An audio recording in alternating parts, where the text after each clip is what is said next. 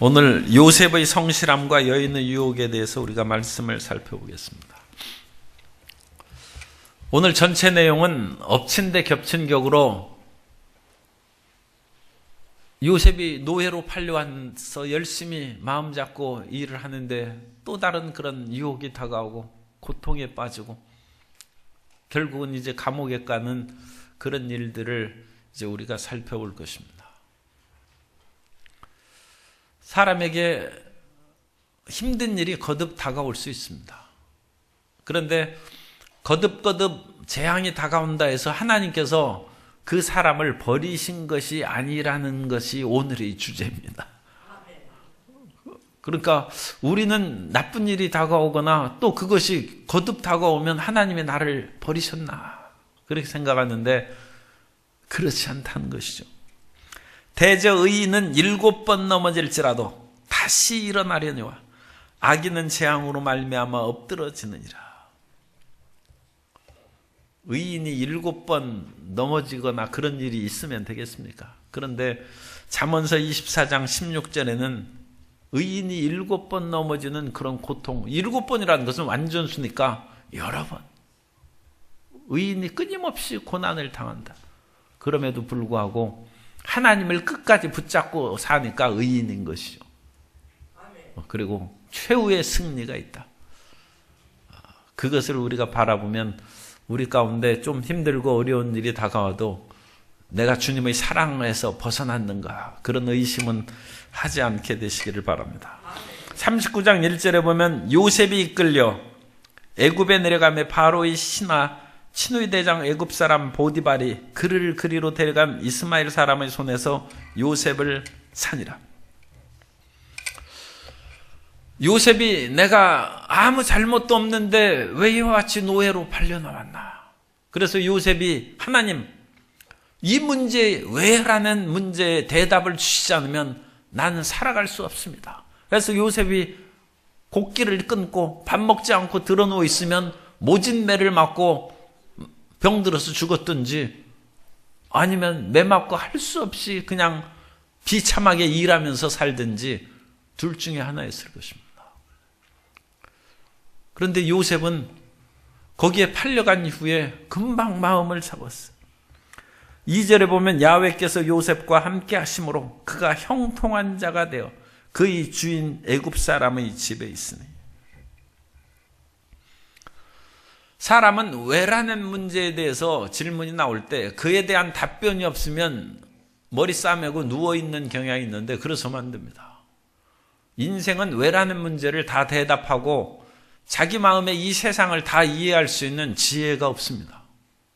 인생에게 상당한 지혜를 주셨지만 이 세상의 모든 일들을 우리가 어찌 다 우리 머릿속으로 판단하고 정리하고 우리 마음 가운데 납득할 수 있습니까? 인생에 모르는 일이 있는 것입니다. 그러나 왜라는 문제가 답변되지 않을지라도 우리는 아침에 해가 뜨면 일어나야 되고 아침을 먹고 일을 해야 됩니다. 왜라는 그 마음의 그 중압감은 항상 우리를 내리누르는 거예요. 그 문제는 해결이 안 돼. 그렇지만 하루하루를 게으르게 보내면 안 됩니다. 왜 그러느냐 하면 왜라는 문제는 해결되기에 시간이 좀 걸려요. 덴마크의 철학자 키엘케고르의 아버지가 가난한 양치기였어요. 시골에서 양치기면서 그 키엘케고르 아버지가 하나님을 원망했어요. 하늘을 대고 삿대질하면서 원망했어요. 하나님이 인자하시고 자비하시면 나같이 불쌍한 양치기를 어찌 이리 괴롭힙니까? 그러면서 양치기 그만두고 도시로 나왔어요. 그런데 희한하게 키엘케고르의 아버지가 하는 일마다 잘 돼. 그런데 그때부터 하나님이 두려워지는 거예요. 키엘케고르 아버지는 평생 경건하게 살면서 자기가 어린 시절에 하나님을 함부로 말한 것을 평생 후회했다고 합니다. 하나님께서 어릴 때 그와 같은 처참한 상황에 빠뜨리는 그런 일이 있는 것이죠. 그런데 그것을 통해서 다윗은 왕을 세우신 거예요. 그런데 그 어려움에 빠졌다고 해서 함부로 하나님을 말하면 평생 후회하나, 평생. 요셉을 왜 노예로 팔아가가지고 애굽에 머물르게 했습니까? 오늘날 우리는 다 알잖아요. 하나님께서 애굽의 총리로 세우시고 애굽에 먼저 보내셔서 야곱의 그 모든 자녀들 70가족을 살리게 하기 위해서 요셉을 먼저 보낸 거예요. 그런데 보낸 방식이 좀 특이하죠. 우리 생각으로서는 그런 처참한 지경을 통해서 애굽에 굳이 보내셨어야 했나, 이제 그런 생각이 들죠. 그런데 하나님이 하시는 일을 어찌 우리가 이렇다 저렇다 평가할 수 있겠습니까? 중요한 것은 내 마음 가운데 하나님에 대한 믿음과 주님께서 함께 계시는 그런 확신이 있는가, 그 문제. 그래서 아무리 자신의 마음을 살펴봐도 주님에 대한 그런 믿음이 있고 주님께서 주신 말씀이 있고 하나님의 꿈이 있으면 지금 현재의 어려운 상황은 그건 문제가 아니에요. 그건 하나님이 안 버리시고 하나님께서 무엇인가 놀랍고 위대한 일을 계획하고 계십니다. 1절하고 2절에는 엄청난 그 말씀이에요. 1절에는 노예로 팔려 보디발의 집에 그 팔려간 것을 얘기하고 2절에는 하나님이 야훼께서 요셉과 함께 하심으로, 사람들은 얘기합니다. 하나님이 함께 하시면 어찌 이런 일이 있습니까? 그런데 희한하죠. 하나님이 함께 하시는 요셉이 노예로 팔려서 종살이 하는 거예요. 그리고 스데반의 설교에서도 그 위대한 하나님의 역사를 그렇게 얘기합니다. 사도행전 7장 9절 이하에 보면 여러 조상이라는 것은 요셉의 형제들을 말하죠. 그래서 12지파니까 여러 조상이 요셉을 시기하여 애굽에 팔았더니 하나님이 그와 함께 계셔 그 모든 환난에서 건져내사 애굽 왕 바로 앞에서 은총과 지혜를 주심에 바로가 그를 애굽과 자기 온 집의 통치자로 세웠느니라. 이 말이 이상하죠. 애굽에 팔았더니 하나님이 그와 함께 계셨다. 노예로 비참하게 끌려갔는데 하나님이 어찌 함께 계십니까? 우리는 그렇게 생각할 수 있어요. 그런데 하나님이 지금 판 거예요. 하나님이 끌려가야. 욥기가 그 얘기입니다. 하나님이 함께 계셔서 욥이 재산이 없이 망한 거예요. 하나님이 욥을 믿어서 욥의 10명의 자녀가 죽었어요. 하나님이 안 믿는 사람은 그런 일을 안 시킵니다. 그렇게 하면 금방 하나님을 배반하고 죽을 거 아닙니까? 그래서 하나님이 욥을 믿은 거예요. 하나님이 욥과 함께 계시는 거예요. 그런데 그 부인은 하나님이 함께 안 했어요. 그런 믿음이 없었어요. 그래서 우리가 아는 것처럼 욥이 처참한 지경에 빠지고 병들어 누운 것을 보자 이제도 당신의 순전함을 지키느냐, 어찌 믿음을 지키느냐, 하나님 욕하고 죽으라고 했어요.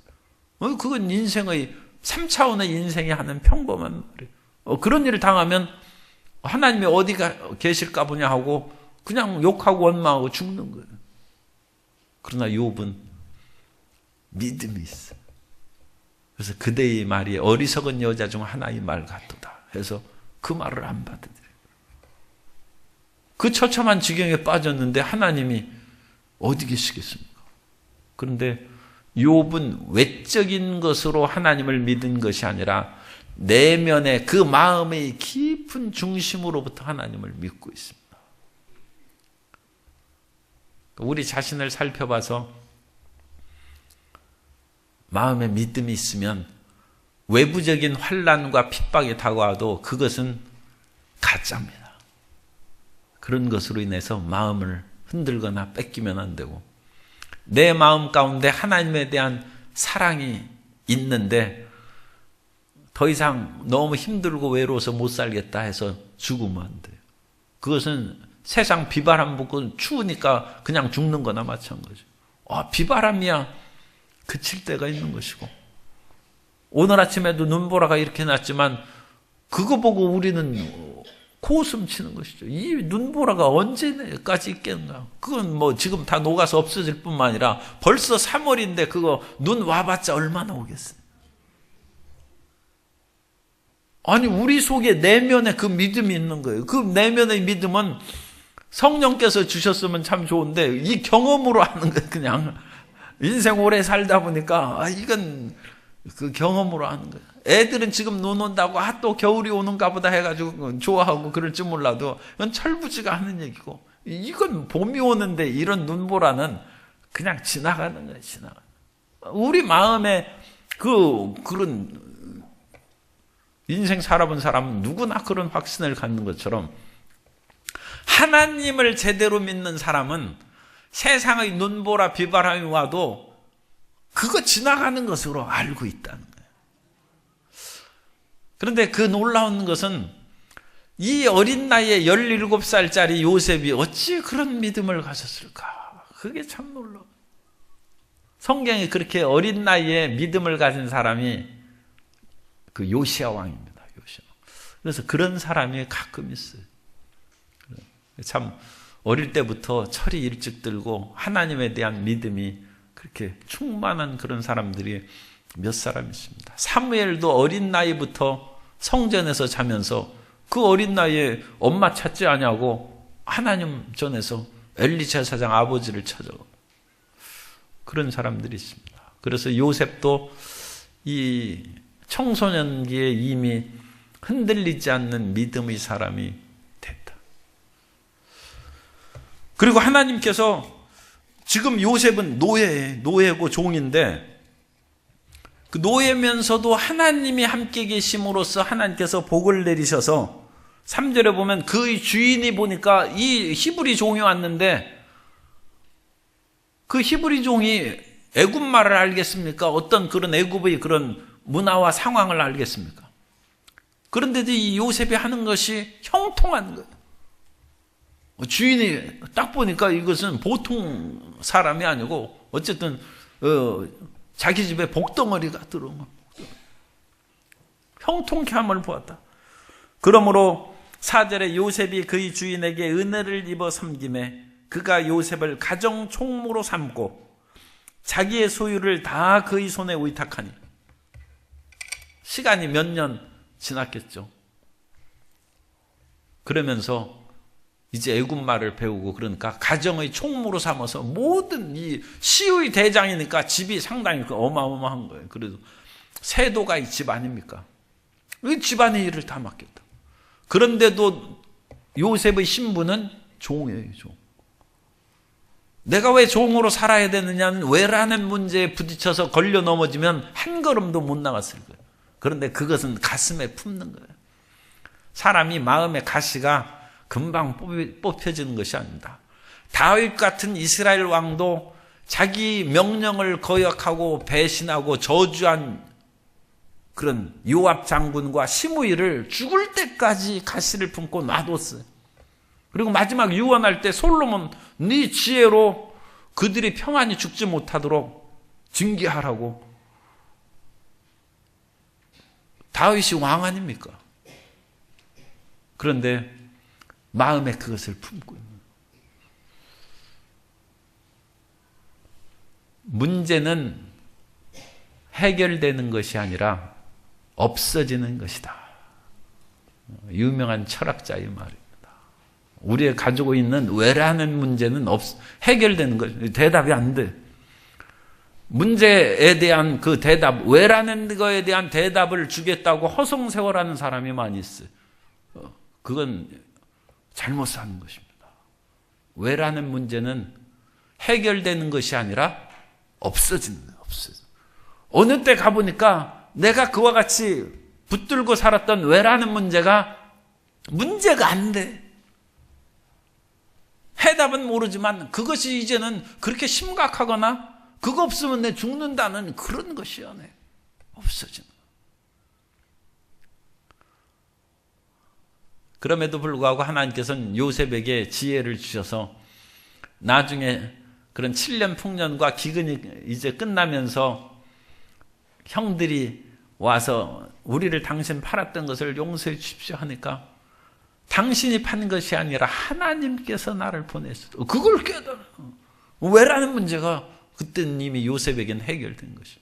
하나님이 보내셨고, 하나님이 참 험난한 길을 통해서 나를 이곳에 보내셨는데, 그 험난한 길을 통해서 보내신 것은 사람에게 뭔가 의지력을 강하게 하기 위해서 이 독종을 만드는 것이죠. 험난한데 집어넣으면 정신 잃어버리면 죽어버리는 거예요. 그러니까 형들이 나를 팔아. 네, 결코 죽지 않는다는 이 악이 바친다고 그러죠. 그것은 이제 별로 좋은 표현은 아닌데, 그래가지고 쓰러져 죽지 않는 거예요. 그런데 나중에 생각해 보니까 하나님께서 이 거대한 애굽 땅에서 내가 살아남고 애굽에서 총리가 될 수 있도록 하나님께서 이끌어 주셨구나. 왜라는 문제는 한 20년 지나가서 해결될 수도 있어요. 그러나 그 문제를 너무 서둘러 풀려고 할 필요 없어요. 하나님께서 나와 함께 계시는 것은 이 모든 소유를 의탁함으로써 노예에서 승진하는 것이고, 5절에 보면 그와 같은 일을 다 맡아서 행할 때 하나님께서, 야훼께서, 5절 후반부입니다. 야훼께서 요셉을 위하여 그 애굽 사람의 집에 복을 내리심으로 야훼의 복이 그의 집과 밭에 있는 모든 소유에 미친지라. 사도 바울이 하나님의 위대한 종인데, 사도 바울에게는 병이 있었어요. 그래서 눈병이라고 하기도 하고, 심지어는 간질이 있었다고 얘기도 합니다. 간질은 상당히 사람들이 그것은 잘못된 병이라고 생각하는데, 꼭 귀신이 간질을 하는 것은 아니에요. 그런데 어쨌든 간에 사도 바울에게 그와 같은 어떤 치명적인 병이 있었어요. 그런데 하나님께서는 나에게 왜 이 병을 주십니까 하는 왜라는 문제는 얼마나 지금 대답하기가 어려운지 몰라. 그것을 위해서 사도 바울이 기도를 많이 했어요. 결국 하나님의 응답을 받았는데, 네가 병이 있는 것이 오히려 내 은혜가 내 위에 크게 임하는 그런 통로가 된다.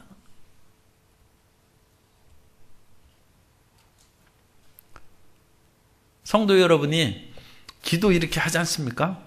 그러면 기도 응답을 주셔요. 그러니까 오늘 눈이 오는데 택시 좀 빨리 잡아가지고 교회 오게 해주시면, 교회 버스 타고 오시면 돼요. 그런데 혹시 이제 하면, 그래가지고 기도를 딱 했더니 금방 택시가 왔어요. 하나님이 응답해 주신 거예요. 그런데 내 삶의 지금 기도를 오랫동안 한 문제는 해결이 안 돼. 그건 이유가 있는 거예요. 지금 기도 응답 받았으면 하나님이 들으신다는 그 증거예요. 그러니까 걱정하실 거 없어요.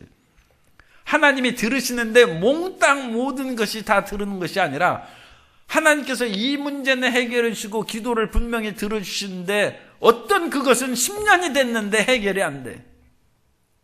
그때 낙심하지 말라는 거예요. 하나님이 그거 알고 계시는데, 그런 뭔가의 가시를 둠으로써 여러 가지 우리 자신의 믿음을 지키거나 더 기도하게 하시거나 하나님의 여러 가지 사역에 필요한 거예요. 그거 놔두는 거예요. 그거 뽑아버리면 이제 교회 안 나오고 드러넣어서 텔레비전만 볼 수도 있어요. 하나님이 이상하다. 어떤 기도는 금방 이루어지는데 내가 크게 오랫동안 그와 같이 간구했던 그런 것들은 왜 소식이 없나? 그것은 하나님의 다른 왜라는 그거예요. 그 알갱이고 우리를 결코 듣지 않으시거나 사랑치 않는 것이 아니라 그 어떤 해결되지 않는 것을 통하여 우리를 단단하게 만들고 하나님의 더 깊은 뜻 가운데 이끄시는 것인데, 그것은 근본적인 어떤 우리 변화가 일어나면 사실은 없어집니다. 그 근본적인 변화는 우리 몸을 하나님의 산제사로 들여서 불살라버리면 아마 없어질지 몰라요. 그러니까 우리의 산 제물로 드리는 완전한 헌신까지는 있을 수도 있어요. 그럼 내 몽땅 하나님에 바치면 그럼 내 인생은 어디 가고요? 이제 그런 그 하소연이 있을 수 있죠. 내 인생 살아서 뭐 하려고 그러십니까? 그죠? 그러니까 그건 끝까지 이제 견디면서 버티고 나가야죠.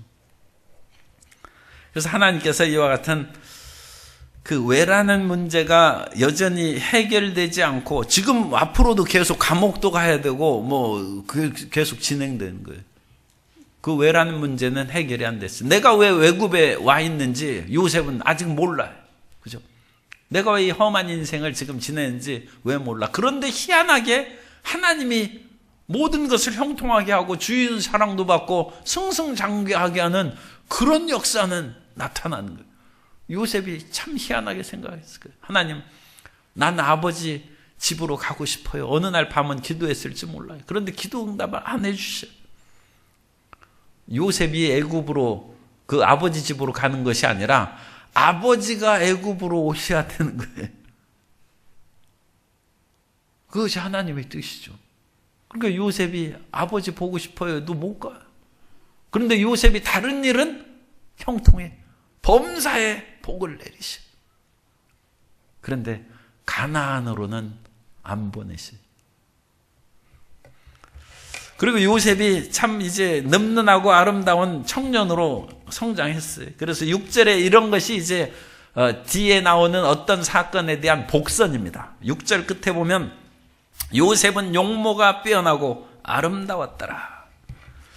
그래서 이와 같은 것이 그에 어떤 일이 있지 않을까 하는 것을 짐작하게 해주는 그런 성경의 그런 암시입니다. 성경도 일종의 그런 문학적인 그런 그 아름다움이 있어요. 이걸 보면 사람이 너무 아름다우면 남자나 여자나 불구하고 그런 문제가 생길 수도 있어요. 아니나 다를까 7절부터 10절까지가 이 보디발의 아내로 말미암아 요셉이 이제 고통을 겪는 얘기가 나옵니다. 그래서 그의 주인의 아내가 요셉에게 눈짓하다가 종침하기를 청하니 요셉이 거절하며 자기 주인의 아내에게 그렇게 얘기했다. 사람은 육체와 마음이 서로 연결됩니다. 견물생심이라고 하는 것처럼 백화점에 그런 데 가서 물건을 보면 사고 싶은 마음이 생기는 것이죠. 그리고 백화점이나 그런 이마트에서 진열은 항상 사람의 눈높이와 손이 닿기에 좋은데 가장 유혹되는 물건을 거기다 전시한다는, 그게 진열 방법이에요. 자기도 모르게 눈이 보고 손이 가서 그걸 딱 붙잡으면 그것을 다시 거기다 끼워 놓자니 조금 어색하고, 그러다가 자기를 이제 그냥 장바구니에 넣으면 별로 필요도 없지만 그걸 사게 돼. 사람이 물질과 마음이 서로 연결되어 있는 것입니다.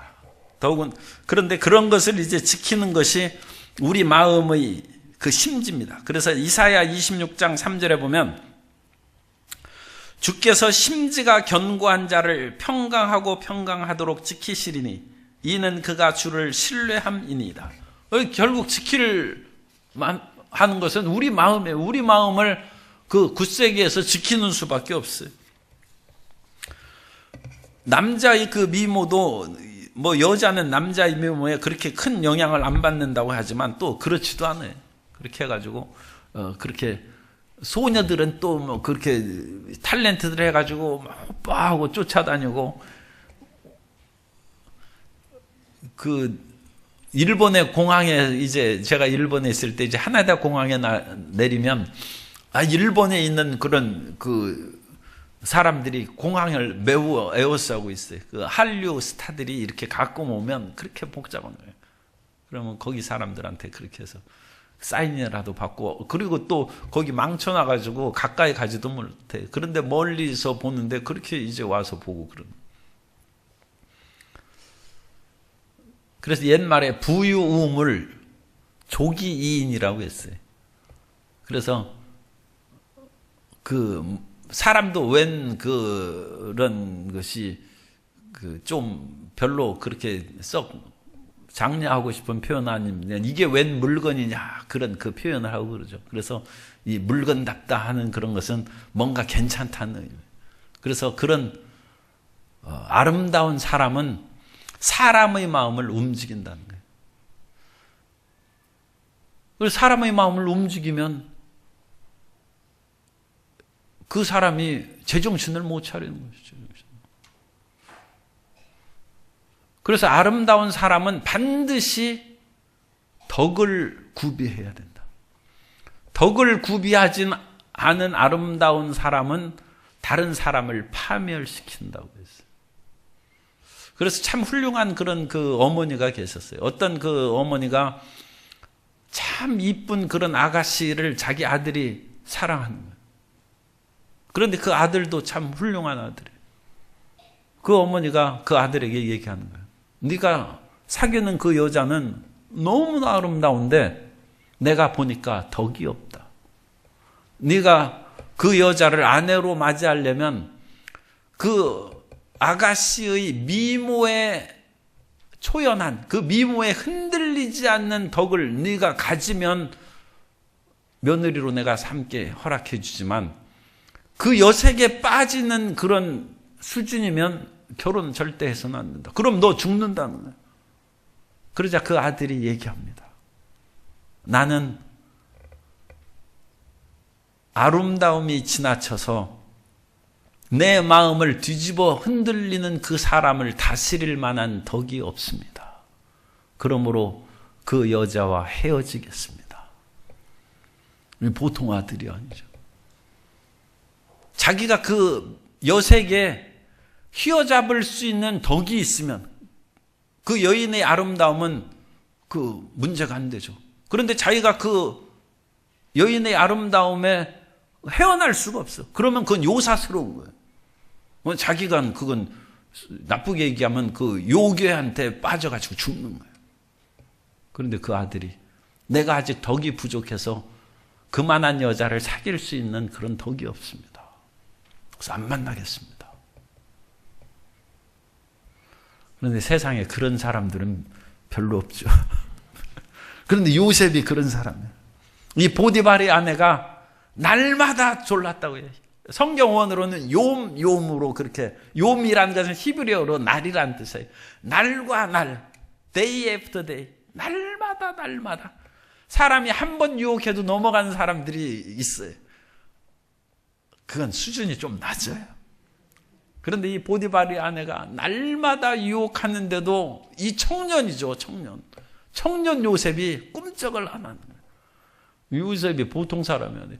그러니까 요셉이 하나님의 꿈을 갖고 위대한 그런 그 사람이 되고 애굽의 총리가 되었다. 우리는 그래서 꿈을 갖자고 얘기만 하는데 요셉처럼 심지가 견고하고 그런 죄악의 길에서 빠지지 않는 그런 사람이 총리가 되는 거예요.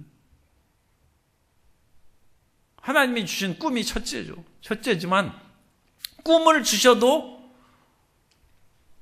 군대 안 가거나 다른 사람에게 뇌물 받아먹은 거 있으면 청문회 걸려가지고 낙마하는 거예요. 총리로 올랐다 할지라도 낙마하는 사람들이 있지 않습니까? 그런데 요셉이 만일 총리로 이렇게 올랐는데 옛날 보디발의 아내하고 뭔가 있어.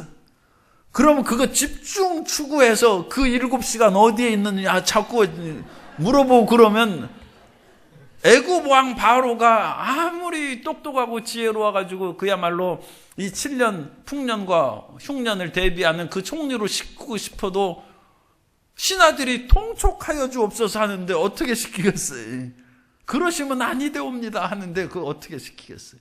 그런데 요셉은 노예로 살아갈 때 주인 그 여주인이 유혹했는데도 털끌만큼도 흔들리는 게 없어요.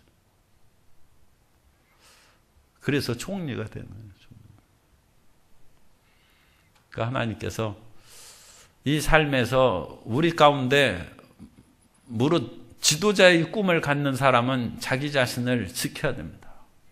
그리고 나는 청문회라든지 이런 그 조사는 철저히 잘 해야 된다. 평범하게 살 사람들은 조금 그런 허물이 있어도 그냥 그 속에서 덮고 이렇게 살아갈 수 있는데 지도자가 되려는 사람들이 그런 숨은 죄가 있고 그러면 그 사람은 나라를 망칠 수 있어요. 왜냐하면 덕이 있지 않은 사람이 그런 큰 권력을 갖거나 어떤 재물을 취하거나 아름다움을 취하면 나라를 망하게 합니다. 그러니까 그걸 방지하는 거예요. 그러니까 양귀비가 일반 그런 그 농부하고 살았으면 큰 문제가 없죠. 그런데 왕하고 사니까 왕이 양귀비 미색에 그걸 이길 수 있는 덕이 현종이 없어요. 그러니까 나라가 알록산이 난이 나고 나라가 멸망의 지경에 빠져. 그러니까 그 윗단계로 올라가서 지도자가 되는 사람은 결국 그런 속에 이제 빠지면 안 된다. 그래서 우리는 이런 유혹이 항상 있을 수 있는데 잠언서 6장 26절에 보면 음료로 말미암아 사람이 한 조각 떡만 남게 되며 음란한 여인은 귀한 생명을 사냥함이라. 마찬가지. 음료하면 음남이라고 해야 되나? 어쨌든 나쁜 남자로 말미암아 또 패가 망신할 수 있다. 그래서 나쁜 남자는 귀한 생명을 파멸시키는.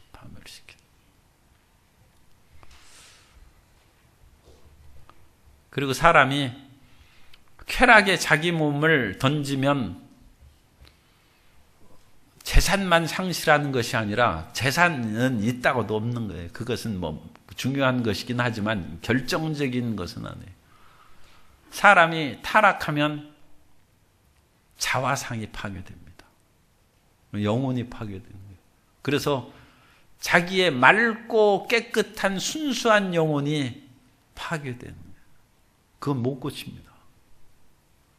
잔잔한 그 깨끗한 물에 돌멩이를 던지면 파문이 일어나듯이 우리의 방탕과 죄악이 우리의 영혼을 파문을 이렇게 뒤집어 버리는 거예요.